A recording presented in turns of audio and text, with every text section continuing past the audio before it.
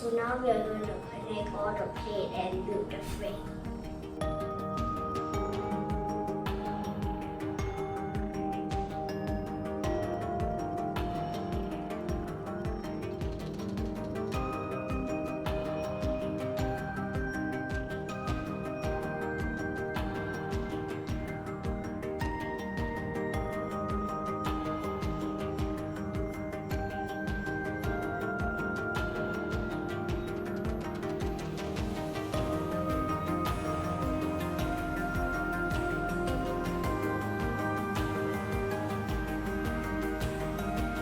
So we finally finished the wall.